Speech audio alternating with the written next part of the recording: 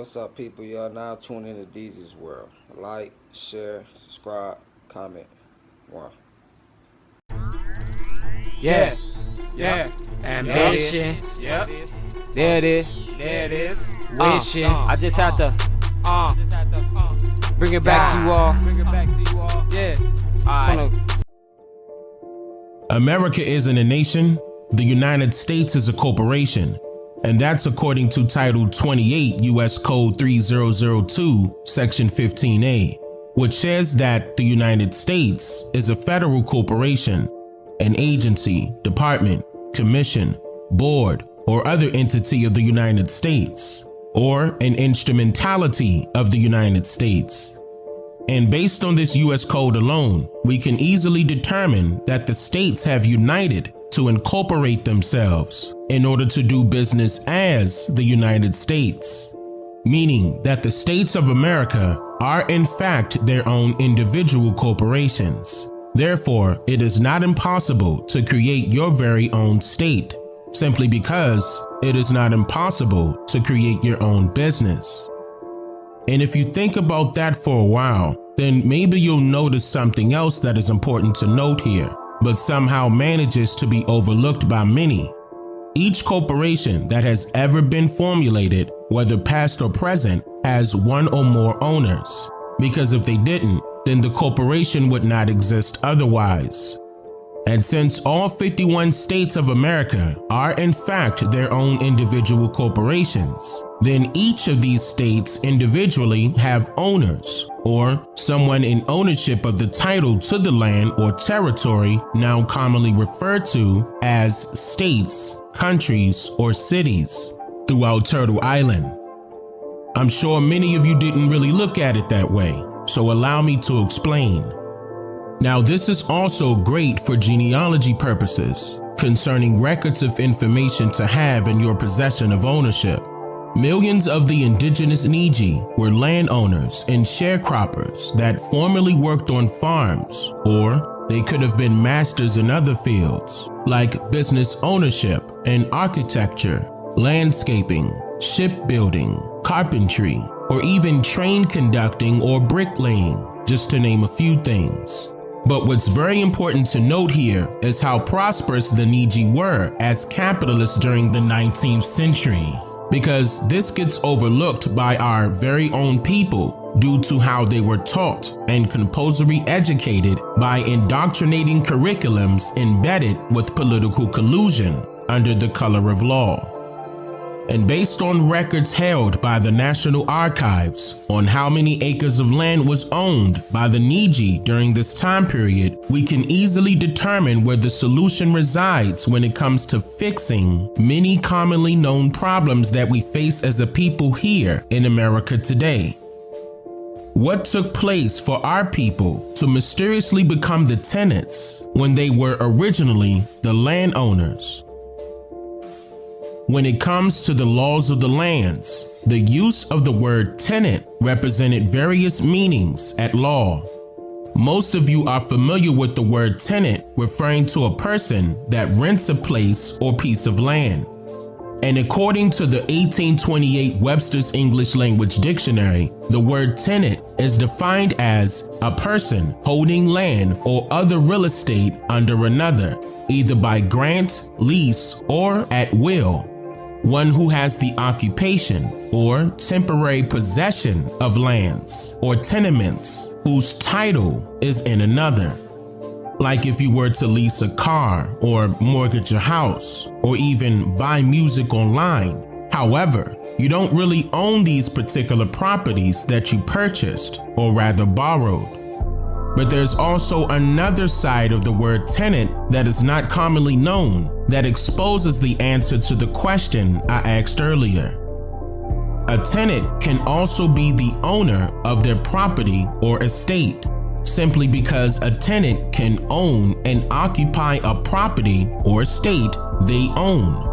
Or another example is when the original owner of a property or estate is leasing the property out to tenants, but then the owner dies, and the property then becomes possessions of the tenants, occupying the estate under the color of law.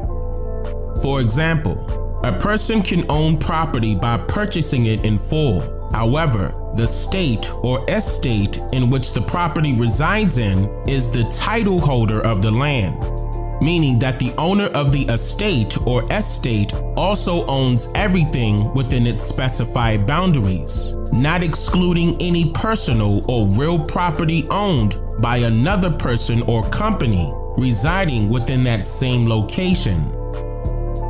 Now, to get a better understanding of this uncommonly known usage of the word tenant, one must be cognizant of the use of the word estate in this sense. Listen closely.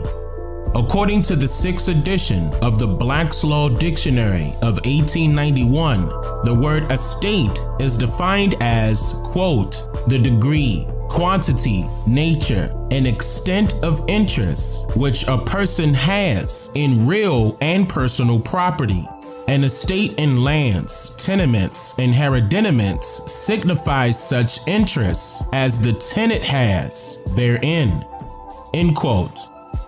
So where it says an estate in lands, tenements, and hereditaments signifies such interests as the tenant has therein, this alone indicates to the public that this particular type of tenant has ownership of an estate in lands, because an owner and a tenant allegedly shares the same right or interest in said property or estate somehow. The definition reads on and says, quote, the condition of circumstance in which the owner stands with regard to his property. In this sense, estate is commonly used in conveyances in connection with the words right, title, and interest, and is in a great degree synonymous with all of them. End quote. So, in other words, the word interest was another way of saying the word right. So when you read the definition of estate again, you'll see how the tables were turned to allow the tenants to become the landlords in this sense, which also reveals how a tenant does not need to reside in the state or estate they own, exposing why the letter A was dropped from the USA. Because those who own the titles or rights or interests of the states don't live here to begin with. And as simple as creating a business is, one can also create their own counties, dividing up larger states by jurisdictional law and order, using surnames or rather nicknames to distinguish between which corporations or businesses have rights or what they call interests in the said territories abroad. Mind you that all of this was occurring prior to the circulation of federal notes in the 1900s. In the 6th edition of the Black's Law Dictionary, the word county is defined as the largest territorial division for local government in state. Its powers and importance vary from state to state, and as well within the given state.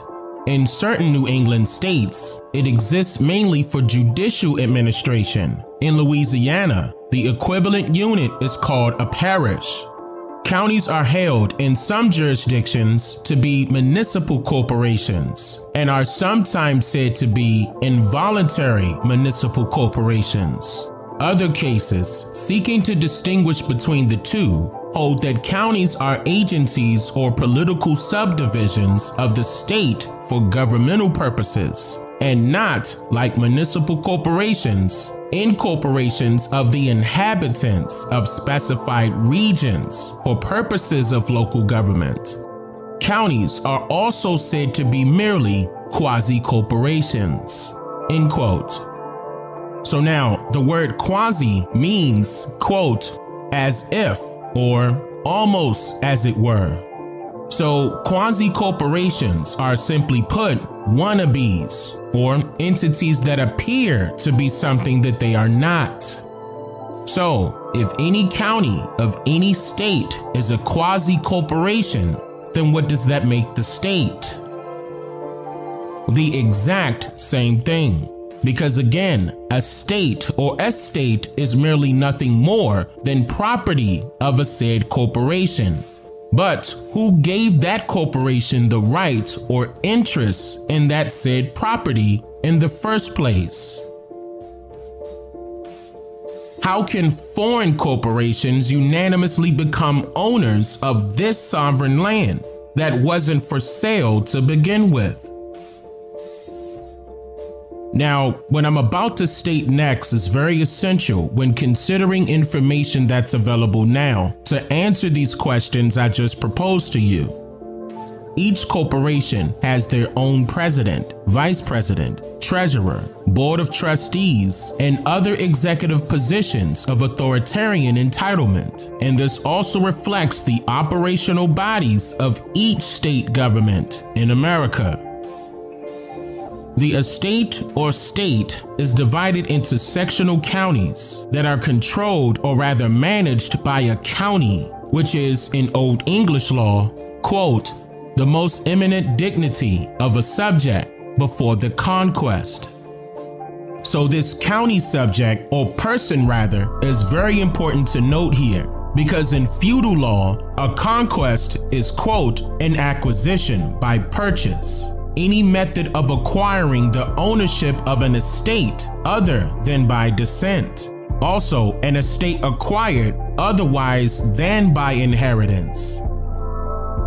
So the county oversaw the acquisition of land to be handed over from somebody who was obviously the original owner or occupant of that land to the state or estate or quasi-corporation. But how is this so? Reading further into the definition of conquest, it reveals that it is an international law that is the, quote, acquisition of the sovereignty of a country by force of arms, exercised by an independent power which reduces the vanquished to the submission of its empire, to conquer a territory or nation by means of force. This means that a county is nothing more than a state governor in charge of overseeing the fraudulent acquisition of this land by the force of foreign use. And here's what I mean by that.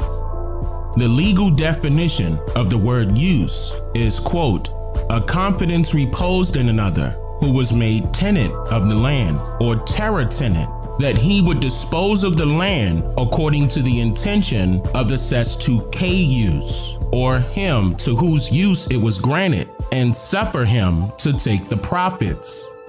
Side note, sestuke is an old French word for a beneficiary of trust or a beneficiary of use.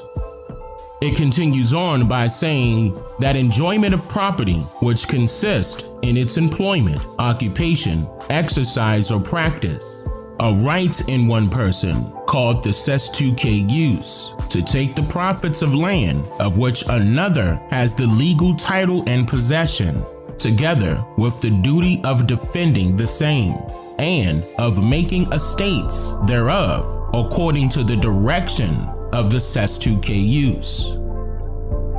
And the legal definition of use continues on and says, uses and trusts are not so much different things as different aspects of the same subject. A use regards principally the beneficial interests. A trust regards principally the nominal ownership. The usage of the two terms is, however, widely different. The word use is employed to denote either an estate vested since the statute of uses and by force of that statute, or to denote such an estate created before the statute as, had it been created since, would have become a legal estate by force of the statute. The word trust is employed since that statute to denote the relation between the party invested with the legal estate, whether by force of that statute or independently of it, and the party beneficially entitled, who has hitherto been said to have the equitable estate. End quote. So, in other words, the complexity of the confiscation of our lands was not due to just wars alone and people suffering from being relocated to other parts of the land and even other continents of the world. Now you see that it gets a lot deeper than that. Earlier, I mentioned in the legal definition of the word county that, quote, in Louisiana, the equivalent unit is called a parish. A parish in the Christian church is a small administrative district, typically having its own church and a priest or pastor. So if a parish is equivalent to a county, then obviously it is a corporation doing business as a church.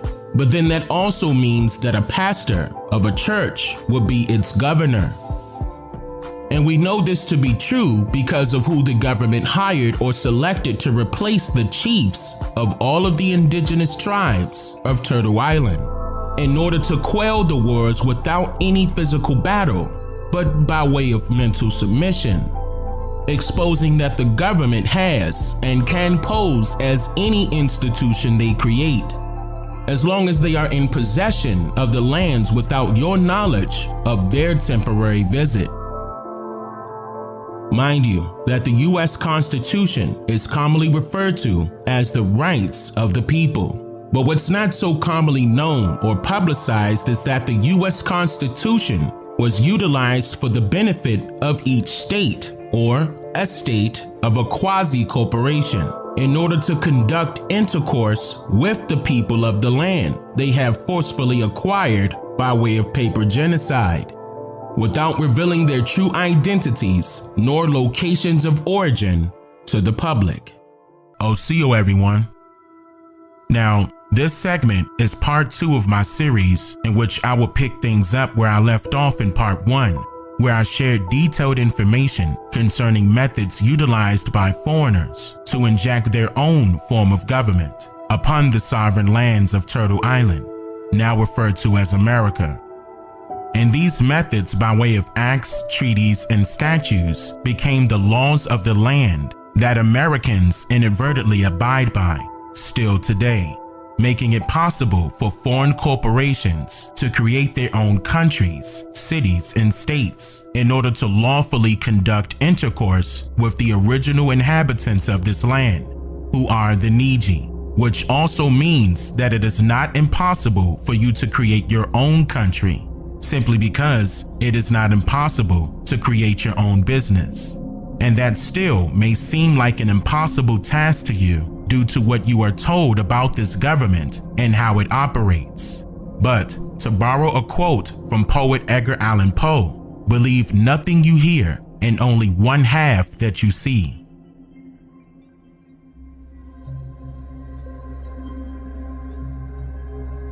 During part 1 of this series, I exposed that countries and churches are one and the same. And the reason why I pointed that out was to also inform you that the American government was founded by the likes of various denominations of Christianity, and the majority of its laws or policies stems directly from traditional practices generally observed from this form of religion. And we know this to be true because of how popular religion is in the political realm. Even during the time period of George Washington's farewell address, for example, which was alleged to have been given in 1796, where he discusses how successful the government has become due to the implementation of religion, saying, quote, "Of all the dispositions and habits which led to political prosperity, religion and morality are indispensable supporters," which should make you ask some questions, like, does religion actually exist in government policy? And if it does, then which religious organization or corporation is mysteriously chosen to dictate the outcome of these policies? And how does that work when not every religion is represented in the government today? And to add to that point, does a policymaker have the right to show favoritism towards their specified believers while policy making? See there? Could that be the reason why Thomas Jefferson advocated for the separation of church and state? I'm not suggesting that every progressive suddenly latch on to religious terminology. That can be dangerous. Nothing's more transparent than inauthentic expressions of faith. As Jim mentioned, the politicians who come and they're clapping kind of off rhythm to the choir. We don't need that. In fact,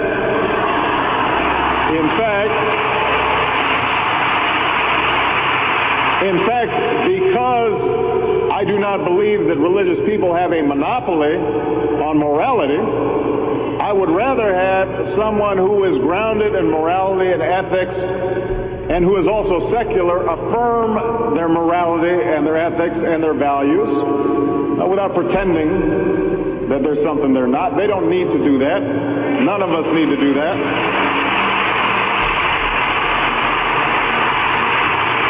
But what I am suggesting is this: secularists are wrong when they ask believers to leave their religion at the door before entering into the public square.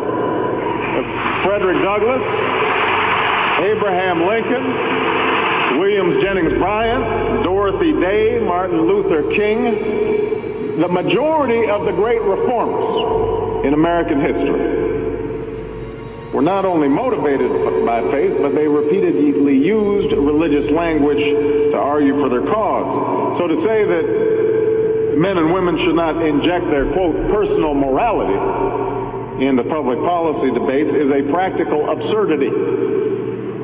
Our law is by definition a codification of our morality, much of it which is grounded in the Judeo-Christian tradition. Moreover, if we progressives shed some of these biases, we might recognize some overlapping values that both religious and secular people share when it comes to the moral and material direction of our country.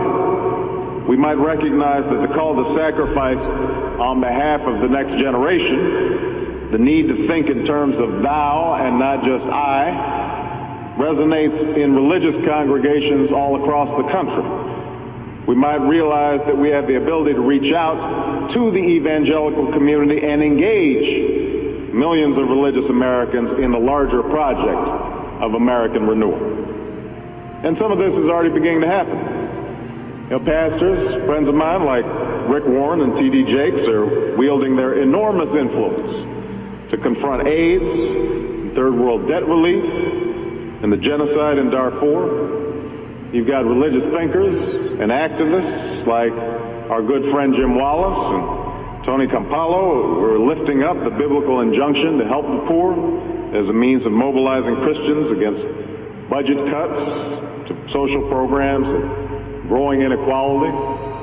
And by the way, we need Christians on Capitol Hill, and we need Jews on Capitol Hill and Muslims on Capitol Hill. When you've got an estate tax that is talking about $1 trillion being taken out of social programs to go to a handful of folks who don't need it and weren't even asking for it, we need an injection of morality into our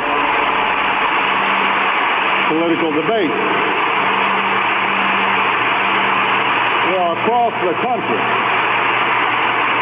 Across the country, individual churches like my own and your own are sponsoring daycare programs and building senior centers and helping ex-offenders reclaim their lives and rebuilding the Gulf Coast in the aftermath of Katrina. So the question is, how do we build on these still tentative partnerships between religious and secular people of goodwill? It's going to take more work. A lot more work than we've done so far. The tensions and the suspicions on each side of the religious divide will have to be squarely addressed. And each side will need to accept some ground rules for collaboration.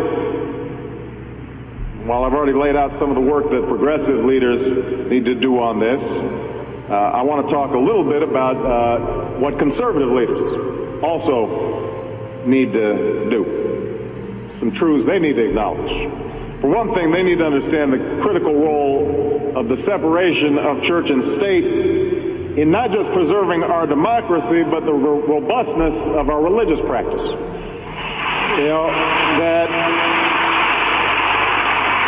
I mean, folks tend to forget, during our founding, it wasn't the atheists and the civil libertarians who were the most effective champions of the First Amendment. It was the persecuted minorities. It was Baptists like John Leland, who didn't want the Congregationalists and the established churches from imposing their views on folks who were getting happy out in the fields and teaching Scripture to slaves. It was the forebears of the evangelicals who were the most adamant about not mingling government with religion, because they did not want state-sponsored religion hindering their ability to practice their faith as they understood it. And moreover, given the increasing diversity of America's populations, the dangers of sectarianism are greater than ever. Whatever we once were, we are no longer a Christian nation, at least not just. We are also a Jewish nation, a Muslim nation, and a Buddhist nation, and a Hindu nation, and a nation of non-believers.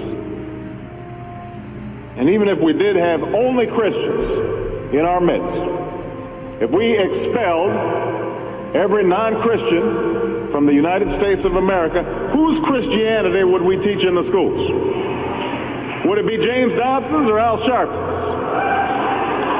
Which passages of Scripture should guide our public policy? Should we go with Leviticus, which suggests slavery is okay, and that eating shellfish is an abomination? Or we could go with Deuteronomy, which suggests stoning your child if he strays from the faith? Or should we just stick to the Sermon on the Mount, a passage that is so radical that it's doubtful that our own Defense Department would survive its application?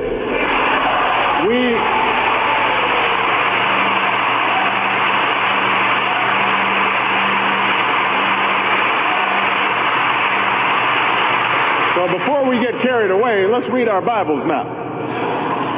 Folks haven't been reading their Bible. Folks haven't been reading their Bible. Folks haven't been reading their Bible. Folks haven't been reading their Bible. This means that a form of religion does in fact influence government policy still today, to the point where there is no actual separation between the church and the state, simply because imposing policies in a state is the exact same as imposing religious beliefs in a church. According to the Britannica Encyclopedia on the subject of church and state, it says that, quote, in the 17th century, there were few who believed that diversity of religious belief in a church unconnected with the civil power were possible in a unified state. Common religious standards were looked upon as a principal support of the political order. The Puritans, for example, who fled religious persecution in England in the 17th century, enforced rigid conformity to church ideas among settlers in the American colonies. Side note, the word Puritanism is, quote, a religious reform movement in the late 16th and 17th centuries that sought to purify the Church of England of the remnants of the Roman Catholic popery that the Puritan claimed had been retained after the religious settlement reached early in the reign of Queen Elizabeth I. Puritans became noted in the 17th century for a spirit of moral and religious earnestness that informed their whole way of life, and they sought through church reform to make their lifestyle the pattern for the whole nation. Their efforts to transform the nation contributed both to civil war in England and to the founding of colonies in America as working models of the Puritan way of life. Our Constitution opens with the words, as trite as it sounds, we the people. Well, it's time to remember that we the people are the government. Well, it's time to remember that we, the people, are the government. You and I. Not some force in a distant capital. Not some powerful force that we have no control over. It's us. It's we, the people. In another era, when our democracy was tested, Franklin Roosevelt reminded us, in America, we do our part. We all do our part. That's all I'm asking. That we do our part, all of us. If we do that, we will meet the center challenge of the age by proving that democracy is durable and strong. Autocrats will not win the future. We will. America will. And the future belongs to America. What's also important to note here are the companies, or rather corporations, that are said to be responsible for allegedly founding the states or estates of America, according to what the mysterious writers of American history claims. It was said that the Church of England and the congregational churches, meaning the Protestant churches, were the missionaries who propagated the gospel in foreign parts to them, because they are not primordial inhabitants of Turtle Island, known as America.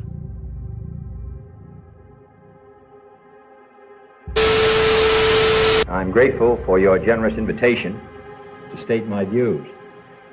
While the so-called religious issue is necessarily and properly the chief topic here tonight, I want to emphasize from the outset that I believe that we have far more critical issues in the 1960 campaign. The spread of communist influence until it now festers only 90 miles from the coast of Florida. The humiliating treatment of our president and vice president by those who no longer respect our power. The hungry children I saw in West Virginia. The old people who cannot pay their doctor's bills. The families forced to give up their farms. An America with too many slums, with too few schools, and too late to the moon and outer space. These are the real issues which should decide this campaign. And they are not religious issues. For war and hunger and ignorance and despair, no religious barrier. But because I am a Catholic, and no Catholic has ever been elected president, the real issues in this campaign have been obscured, perhaps deliberately, in some quarters less responsible than this. So it is apparently necessary for me to state once again, not what kind of church I believe in, for that should be important only to me, but what kind of America I believe in. I believe in an America where the separation of church and state is absolute, where no Catholic prelate would tell the president, should he be Catholic, how to act, and no Protestant minister would tell his parishioners for whom to vote. So now you know which religion was chosen to influence governmental policies in America, still to this very day.